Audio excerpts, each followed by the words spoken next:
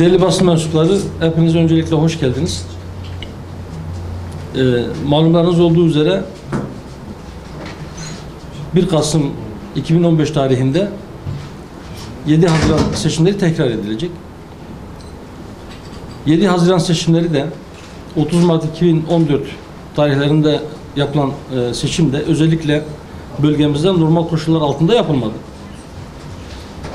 Mevcut şartlar nedeniyle seçmenlerin iradesinin sağlıklı bir şekilde sandığa yansımadığı, hatta sandığa yansıyan iradenin de sandıktan tam olarak çıkmadığı bir vakadır. 20 Temmuz 2015 günü başlayan yeni sürecin koşulları 30 Mart 2014 ve 7 Haziran 2015 koşullarından da daha kötüdür. Çatışmaların ve akan kanın bir an önce durmasını ve ülkenin normal koşullara dönmesini umuyor ve diliyoruz. Fakat bu konuda maalesef çok da iyimser değiliz. Bu şartlarda halkın iradesinin sandığa sağlıklı bir şekilde yansımayacağını düşünüyoruz. Özellikle Kürt seçmenler kayıtlı oldukları, yani seçmen kütüğüne kayıtlı oldukları yerlerde acaba almaya devam edebilecekler mi? Slopi, Lice, Hazro, Kulp, Varto, Yüksekova ve benzeri yerlerde, özellikle de Cizre'de 8 günlük sokağa çıkma yasağından sonra fırsatını bulanlar, imkanı olanlar akın akın göç ediyorlar. Batıda oturanlar ise doğuya doğru göç ettirilmek isteniyor. Şemdinli gibi yerlerde de insanlar güneye, yani Irak Kürdistan bölgesine, akrabaların yanına göç ediyorlar. Halk iki ateş arasındadır. Bu çatışmanın makul ve mantıklı bir sebebi de yoktur. Siyasi hesaplarla gerilim tırmandırılmakta, gencecik canlara kıyılmaktadır.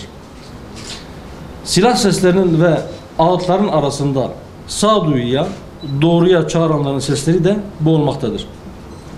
Öfkenin kabardığı, acıların derinleştiği ortamda konuşmak da bazen beyhudedir. Tarafkirlik ve fanatizm yükseltilmek, hendekler ise derinleştirilmek istenmektedir. Bunlar olunca da herkes kendisine yakın gördüğünün yanlışını bile sahiplenmekte, yalanlarına gönüllü bir şekilde kanmaktadır.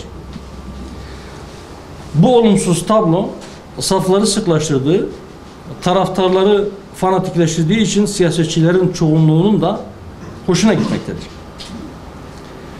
Böyle bir siyaset anlayışından memlekete hayır gelmez.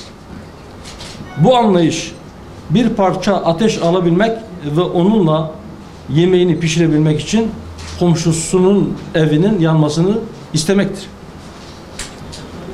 Biz aç kalmaya razıyız ama memleketin yangın yerine dönmesine razı değiliz. Bu tür siyasetten de, böyle bir siyaset anlayışından da Allah'a sığınırız. Siyasi partiler normal şartlarda seçimlere girer ve seçimler yoluyla yönetime gelmek veya yönetime ortak olmak isterler. Teorik olarak kendi düşüncelerinin, kendi fikirlerinin iktidarını da memleketin iyiliği olarak görürler. Ancak iktidara gelmek veya iktidara ortak olmak için memleketi yangın yerine çevirmekte beis görmeyenler halka hizmet edemezler. Kendi şahsi veya partisel çıkarlarını memleketin ve milletin çıkarlarının üstünde görenler halkı ve halkın maslahatını düşünemezler. Bizler Hüdapar olarak halkımızın nisbi huzurunun ve kısmi kazanımlarının uluslararası güç odaklarının menfaatlerine kurban edildiği, seçmen iradesinin sağlıklı bir şekilde sandığa yansımayacağı bir ortamda niteliğin düştüğü, partilerin nicelik olarak yükselmek için katıldığı bir yarışa girmenin çok anlamlı olmadığını düşünüyoruz. Bu nedenle YSK kararı nedeniyle parti olarak zaten katılamayacağımız 1 Kasım seçimlerine bağımsız adaylarla veya seçim ittifakı suretiyle başka partilerin listelerinde yer almak suretiyle de katılmama kararı almış bulunmaktayız. Siyaset seçimlerden ibaret değildir. Seçim atmosferinde sesinizi duyurmakta da bazen zorlanırsınız. Seçime girmeyen bir parti olarak biz doğruları anlatmaya devam edeceğiz. Bunu oy toplamak için değil, halkımızın maslahatı ve halkımıza karşı sorumluluğumuzun bir gereği olarak yapacağız. Ta ki halkımız sözümüzü oy kaygısıyla söylenmiş şeyler olarak algılamasın ve sesimizi daha iyi duysun.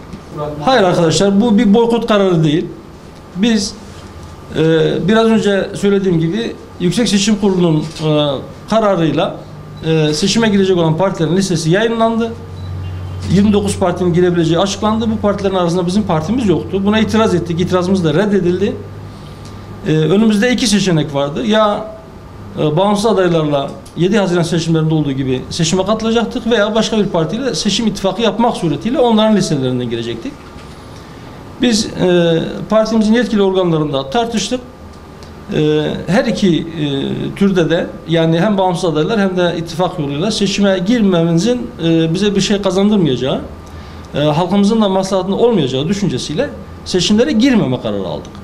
Ama bu bir seçimi boykot kararı değildir. Seçmenlerimiz sandığa gitmekte, gittiği zaman da dilediğine oy vermekte serbesttirler.